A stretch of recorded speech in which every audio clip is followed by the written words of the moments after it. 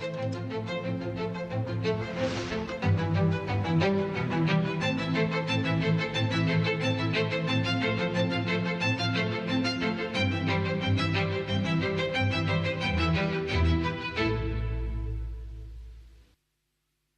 प्यारे देशवासियों, नमस्कार। मानसून के इस मौसम में प्राकृतिक आपदाएं देश की कसौटी कर रही हैं। पिछले कुछ हफ्तों में हमने बाढ़ और भूस्खलन का बड़ा कहर देखा है। कहीं घर उजड़ गए, कहीं खेत डूब गए, परिवार के परिवार उजड़ गए।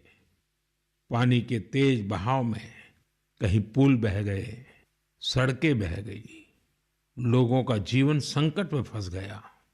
इन घटनाओं ने हर हिंदुस्तानी को दुखी किया है। जिन परिवारों ने अपने प्रियजन खोए, उनका दर्द हम सबका दर्द है।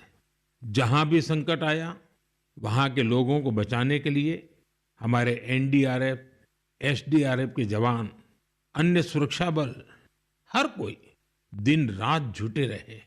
जवानों ने तकनीक का सहारा भी लिया है। थर्मल कैमरे, लाइव डिटेक्टर, स्नीफर डॉग्स और ड्रोन सर्विलेंस ऐसे अनेक आधुनिक संसाधनों के सहारे राहत कार्य में तेजी लाने की भरपूर कोशिश की गई। इस दौरान हेलीकॉप्टर से राहत सामग्री पहुंचाई गई, घायलों को एयरलिफ्ट किया गया। आपदा की घड़ी में सेना मददगार बनकर सामने आई।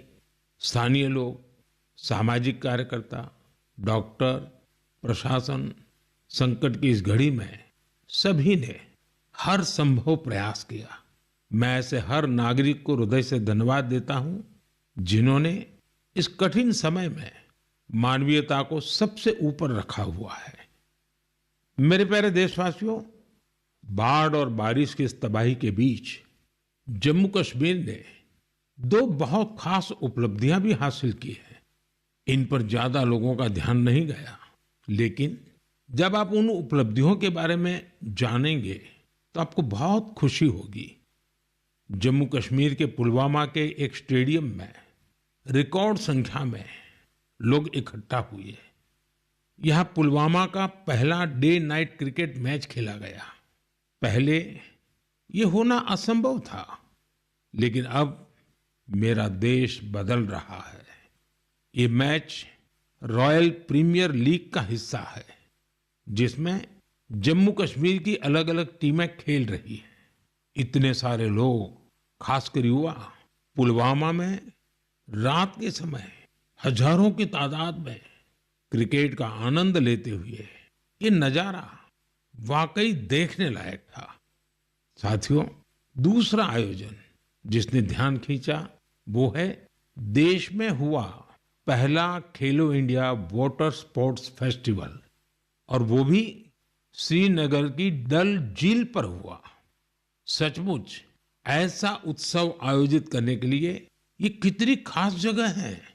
इसका उद्देश्य है जम्मू कश्मीर में वाटर स्पोर्ट्स को और लोकप्रिय बनाना। इसमें पूरे भारत से 800 से अधिक एथलीट्स ने हिस्सा लिया।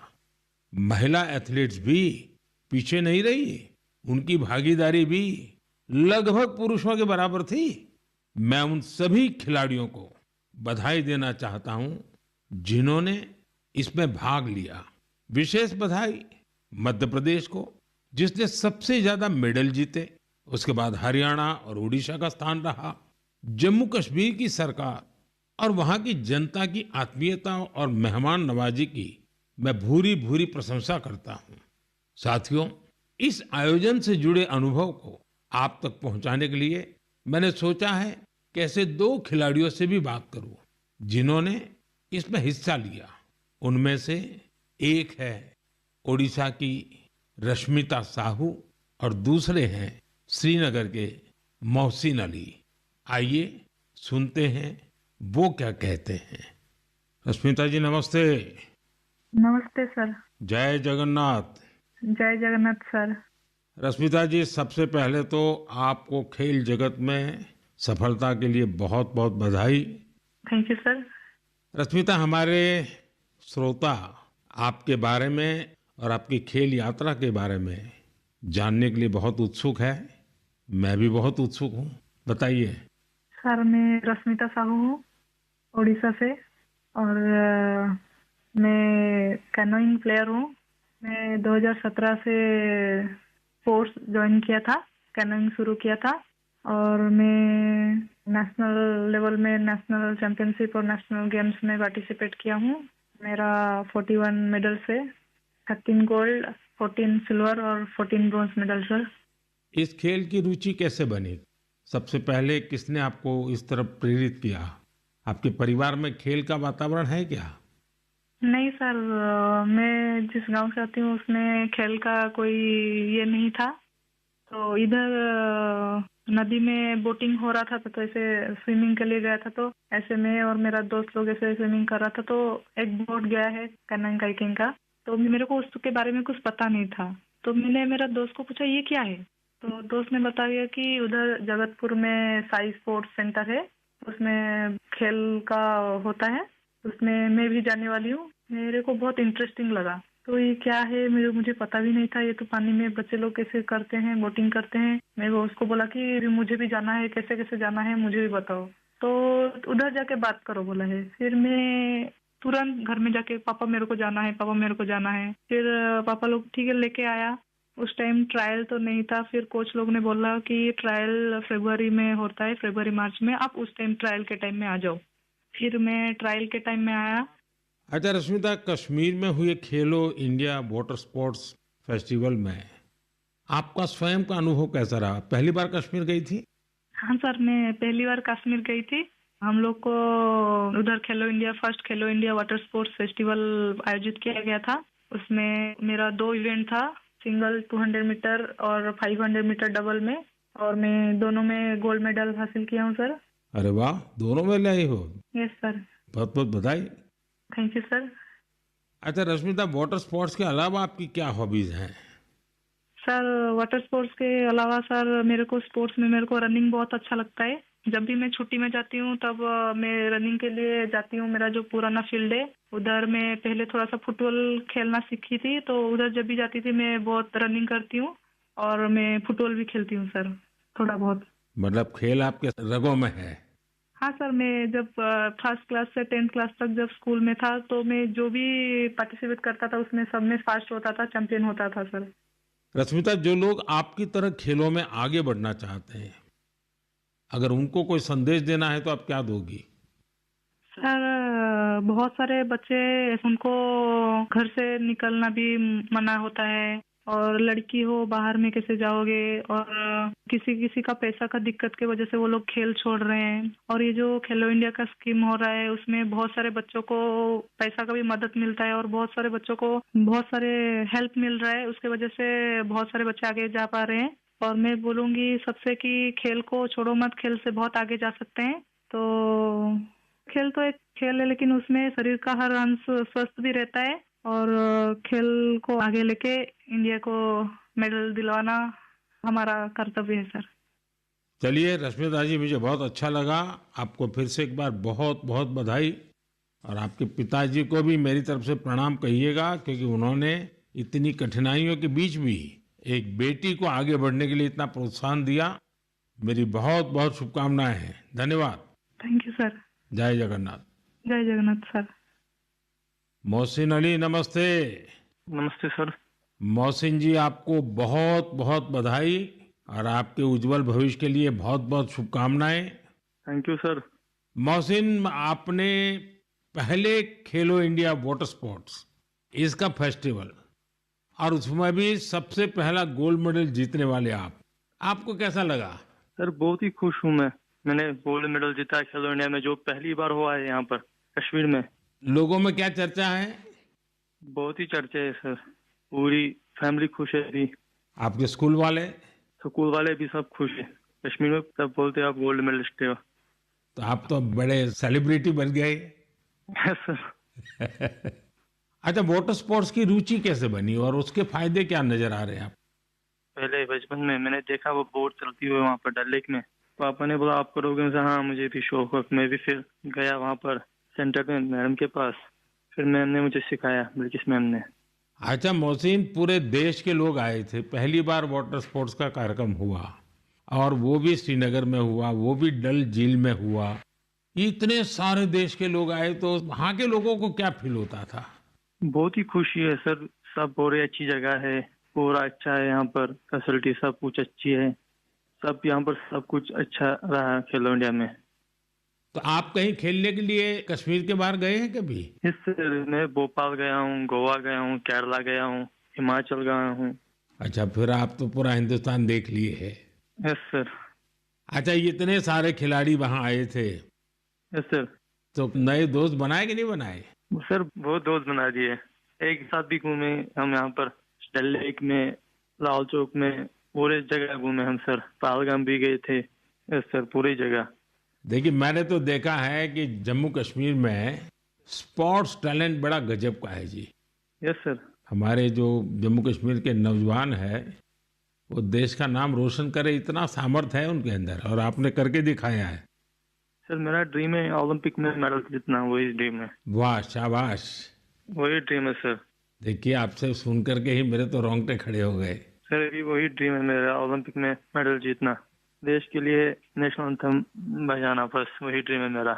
मेरे देश का एक मजदूर परिवार का बेटा इतने बड़े सपने देखता है, मतलब ये देश बहुत आगे बढ़ने वाला है। सर बहुत आगे बढ़ने वाला है। हम शुक्रगुजार हैं इंडिया गवर्नमेंट का, जिनने इतना यहाँ पर खेलो इंडिया किया, यहाँ पर पहली बार हुआ है सर। तभी तो तुम्हारा स्कूल में भी जय जयकार चलता होगा। Yes sir. चलिए मोहसिन, मुझे बहुत अच्छा लगा आपसे बात करके, और मेरी तरफ से आपके पिताजी को विशेष रूप से मेरा धन्यवाद करना, क्योंकि उन्होंने मजदूरी की जिंदगी जी करके भी आपकी जिंदगी बनाई है, और आपने अपने पिताजी के शब्दों पर बिल्कुल आराम किए बिना 10 साल तक तपस्या की है। ये खिलाड़ी के लिए बहुत बड़ी प्रेरणा होती है, और आपके कोच को भी मैं बहुत बधाई देता हूं कि जिन्होंने आपके पीछे इतनी मेहनत की। मेरी तरफ से बहुत बहुत शुभकामनाएं, बहुत बहुत बधाई भैया। Thank you sir. नमस्कार सर। जय हिंद। साथियों, एक भारत श्रेष्ठ भारत की भावना देश की एकता, देश के विकास के लिए बहुत जरूरी है, और निश्चित तौर पर खेल इसमें बड़ी भूमिका निभाते हैं। और इसलिए ही तो मैं कहता हूं, जो खेलता है वो खिलता है। हमारा देश भी जितनी टूर्नामेंट खेलेगा उतना खेलेगा। आप दोनों खिलाड़ियों को, आपके साथियों को मेरी बहुत बहुत शुभकामनाएं। मेरे प्यारे देशवासियों, आपने यूपीएससी का नाम तो जरूर सुना होगा। ये संस्था देश की सबसे कठिन परीक्षाओं में से एक सिविल सर्विसेज का एग्जाम भी लेती है। हम सब ने सिविल सर्विसेज के टॉपर्स की प्रेरणादायी बातें अनेक बार सुनी है। ये नौजवान कठिन परिस्थितियों में पढ़ाई के बाद अपनी मेहनत से इस सर्विस में जगह पाते हैं। लेकिन साथियों, यूपीएससी की परीक्षा की एक सच्चाई और भी है। हजारों ऐसे उम्मीदवार भी होते हैं जो बेहद काबिल होते हैं। उनकी मेहनत भी किसी से कम नहीं होती, पर मामूली अंतर से वो अंतिम सूची तक नहीं पहुंच पाते। इन उम्मीदवारों को दूसरी परीक्षाओं के लिए नए सिरे से तैयारी करनी पड़ती है। इसमें उनका समय और पैसा दोनों खर्च होता था। इसलिए अब ऐसे होनहार विद्यार्थियों के लिए भी एक डिजिटल प्लेटफॉर्म बनाया गया है, और इसका नाम है प्रतिभा सेतु। प्रतिभा सेतु में उन उम्मीदवारों का डेटा रखा गया है जिन्होंने यूपीएससी की अलग अलग परीक्षाओं के सभी चरण पास किए, लेकिन अंतिम मेरिट लिस्ट में उनका नाम नहीं आ पाया। इस पोर्टल पर 10,000 से ज्यादा ऐसे होनहार युवाओं का डेटा बैंक मौजूद है। कोई सिविल सर्विस की तैयारी कर रहा था, कोई इंजीनियरिंग सर्विस में जाना चाहता था, कोई मेडिकल सर्विसेज के हर पड़ाव को पार कर चुका था, लेकिन फाइनल में उसका सिलेक्शन नहीं हुआ। ऐसे सभी उम्मीदवारों की जानकारी अब प्रतिभा सेतु पोर्टल पर उपलब्ध कराई जा रही है। इस पोर्टल से प्राइवेट कंपनियां इन होनहार स्टूडेंट्स की जानकारी लेकर उन्हें अपने यहाँ नियुक्ति दे सकती हैं। साथियों, इस प्रयास के नतीजे भी आने लगे हैं। सैकड़ों उम्मीदवारों को इस पोर्टल की मदद से तुरंत नौकरी मिली है और वो युवा जो मामूली अंतर से रुक गए थे, अब नए आत्मविश्वास के साथ आगे बढ़ रहे हैं। मेरे प्यारे देशवासियों, आज पूरी दुनिया का ध्यान भारत की तरफ है। भारत में छिपी संभावनाओं पर दुनिया भर की नजर है। इसी से जुड़ा एक सुखद अनुभव मैं आपसे साझा करना चाहता हूं। आपको पता है कि आजकल पॉडकास्ट का बहुत फैशन है। विभिन्न विषयों से जुड़े पॉडकास्ट को भांति भांति के लोग देखते और सुनते हैं। बीते दिनों मैं भी कुछ पॉडकास्ट में शामिल हुआ था। ऐसा ही एक पॉडकास्ट दुनिया के बहुत फेमस पॉडकास्टर लैक्स फ्रीडमैन के साथ हुआ था। उस पॉडकास्ट में बहुत सारी बातें हुई और दुनिया भर के लोगों ने उसे सुना भी। और जब पॉडकास्ट पर बात हो रही तो बातों बातों में ऐसे ही मैंने एक विषय उठाया था। जर्मनी के एक खिलाड़ी ने उस पॉडकास्ट को सुना और उसका ध्यान मैंने उसमें जो बात बताई थी उस पर केंद्रित हो गया। उन्होंने उस टॉपिक से इतना कनेक्ट किया कि पहले उन्होंने उस टॉपिक पर रिसर्च की और फिर जर्मनी में भारतीय दूतावास से संपर्क किया और उन्होंने चिट्ठी लिखकर बताया कि वो उस विषय को लेकर भारत से जुड़ना चाहते हैं। आप सोच रहे होंगे कि मोदी जी ने पॉडकास्ट में ऐसा कैसा विषय कह दिया जो जर्मनी के खिलाड़ी को प्रेरित कर गया। ये कौन सा विषय था? मैं आपको याद कराता हूं। मैंने पॉडकास्ट में बातों बातों में मध्य प्रदेश के शहडोल के फुटबॉल के क्रेज से जुड़ा एक गांव का वर्णन किया था। दरअसल 2 साल पहले मैं शहडोल गया था। वहां के फुटबॉल प्लेयर से मिला था। पॉडकास्ट के दौरान एक सवाल के उत्तर में मैंने शहडोल के फुटबॉल खिलाड़ियों का भी जिक्र किया था। यही बात जर्मनी के फुटबॉल खिलाड़ी और कोच डिटमार बायर्सडॉर्फर ने भी सुनी। शहडोल के युवा फुटबॉल खिलाड़ियों की लाइफ जर्नी ने उन्हें बहुत प्रभावित और प्रेरित किया। सही में किसी ने कल्पना भी नहीं की थी कि वहां के प्रतिभाशाली फुटबॉल खिलाड़ी दूसरे देशों का ध्यान अपनी ओर आकर्षित करेंगे। अब जर्मनी के इस कोच ने शहडोल के कुछ खिलाड़ियों को जर्मनी की एक एकेडमी में ट्रेनिंग देने की पेशकश की है। इसके बाद मध्य प्रदेश की सरकार ने भी उनसे संपर्क किया है। जल्द ही शहडोल के हमारे कुछ युवा साथी ट्रेनिंग कोर्स के लिए जर्मनी जाएंगे। मुझे यह देखकर भी बहुत आनंद आता है कि भारत में फुटबॉल की लोकप्रियता निरंतर बढ़ रही है। मैं फुटबॉल प्रेमियों से आग्रह करता हूं कि जब समय मिले वे शहडोल जरूर जाएं और वहां हो रहे स्पोर्टिंग रिवॉल्यूशन को करीब से देखें। मेरे प्यारे देशवासियों, सूरत में रहने वाले जितेंद्र सिंह राठौड़ के बारे में जानकर आपको बहुत सुखद एहसास होगा। मन गर्व से भर जाएगा। जितेंद्र सिंह राठौड़ एक सिक्योरिटी गार्ड है और उन्होंने एक ऐसी अद्भुत पहल की है जो हर देशभक्त के लिए बहुत बड़ी प्रेरणा है।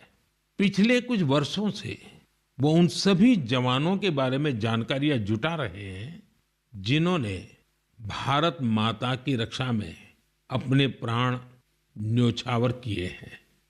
आज उनके पास प्रथम विश्व युद्ध से लेकर अब तक शहीद हुए हजारों वीर जवानों के बारे में जानकारियां मौजूद है। उनके पास शहीदों की हजारों तस्वीरें भी हैं।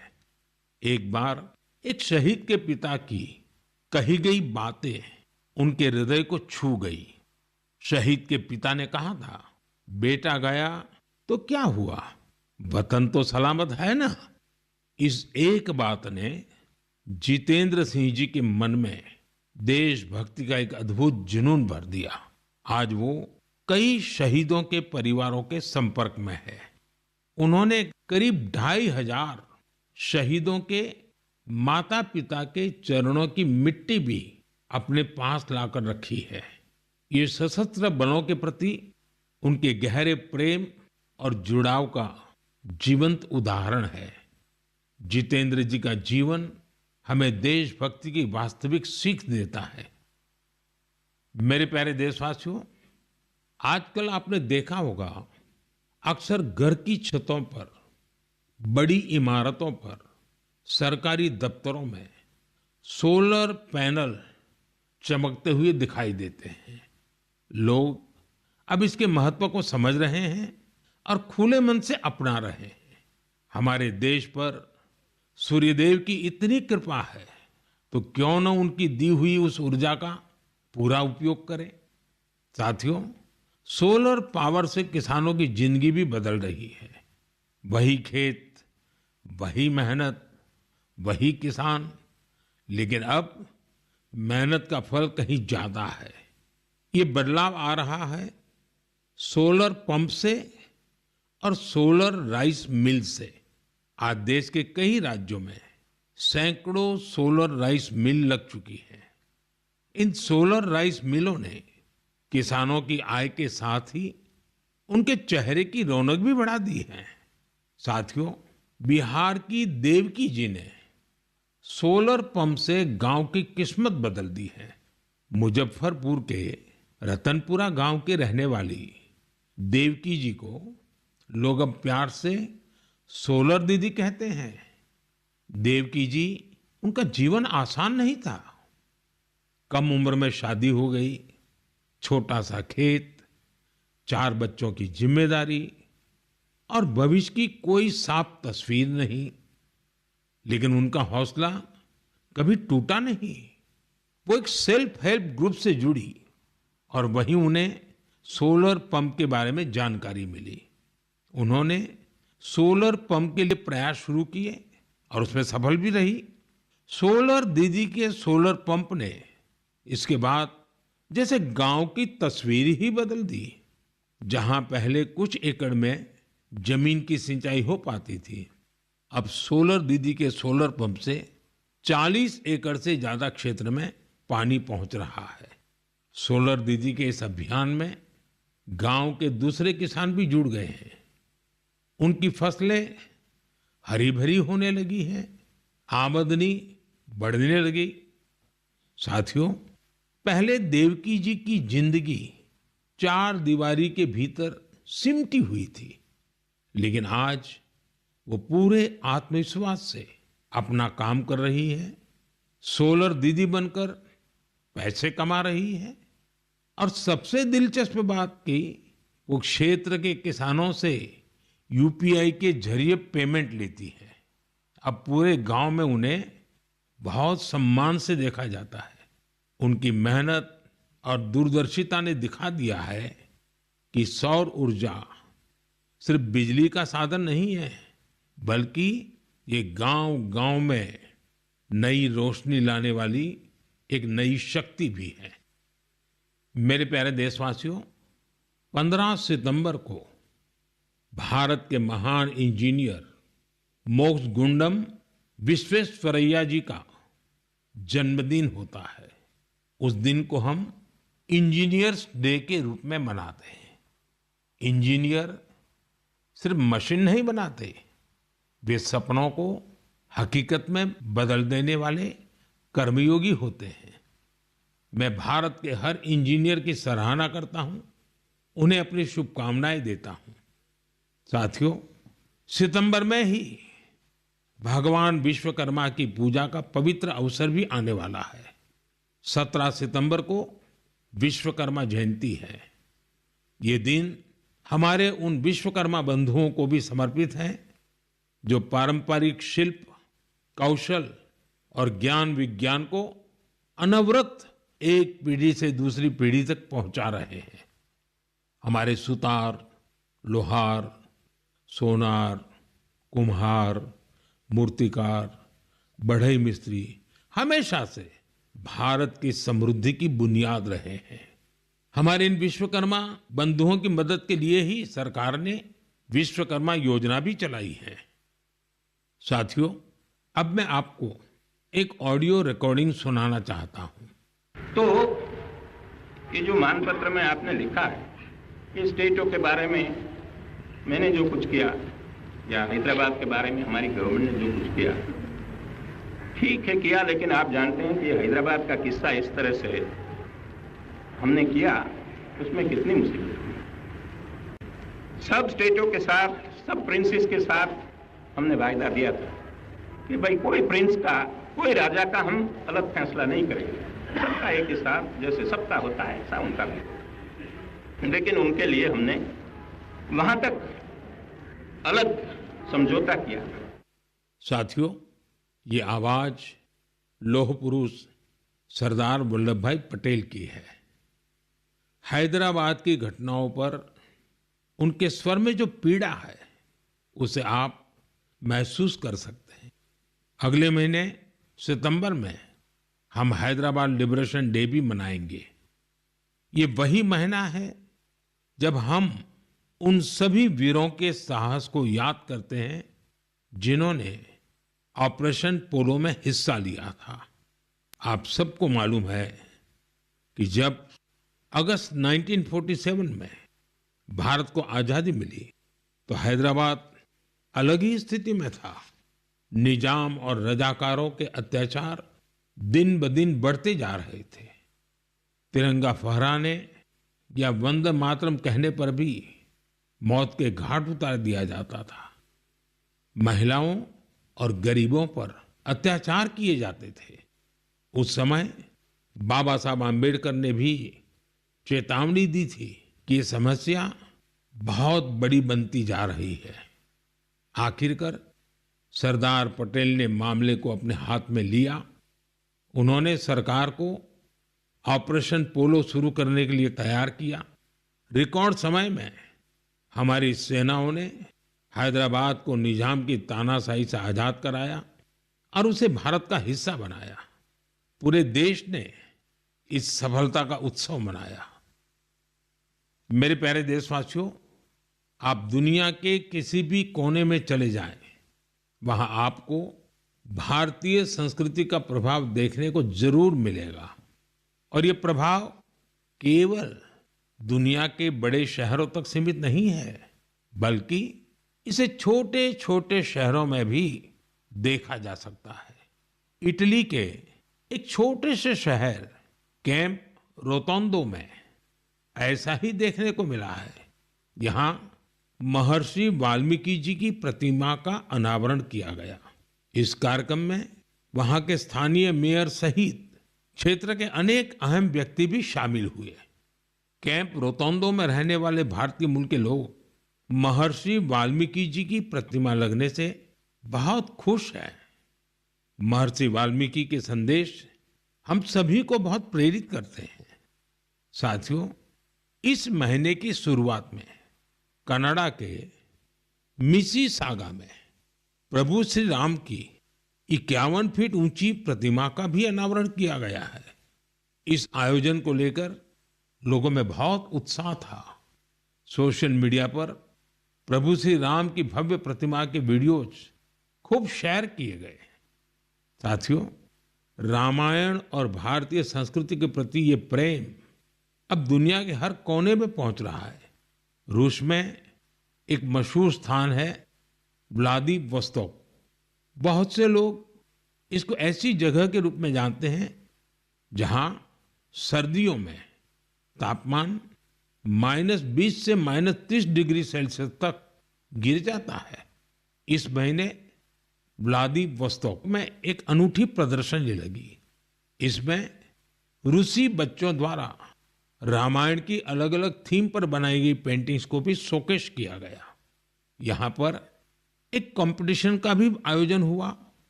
दुनिया के अलग अलग हिस्सों में भारतीय संस्कृति के प्रति बढ़ती जागरूकता देखकर वाकई बहुत प्रसन्नता होती है।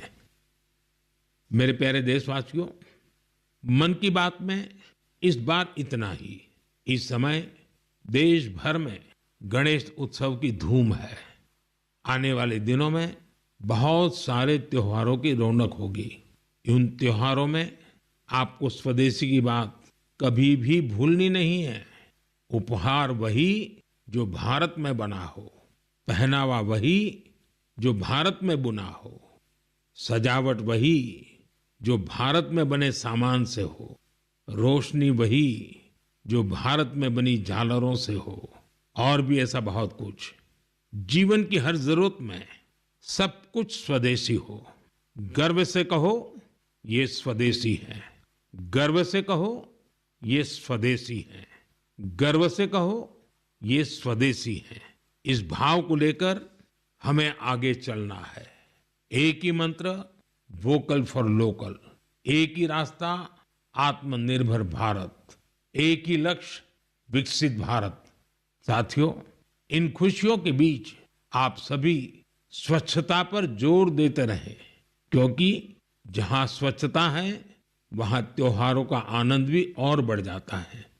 साथियों, मन की बात के लिए मुझे इसी तरह बड़ी संख्या में अपने संदेश भेजते रहिए। आपका हर सुझाव इस कार्यक्रम के लिए बहुत महत्वपूर्ण है। अपना फीडबैक मुझ तक जरूर पहुंचाते रहें। अगली बार जब हम मिलेंगे तो और भी नए विषयों की चर्चा होगी। बहुत बहुत धन्यवाद। नमस्कार।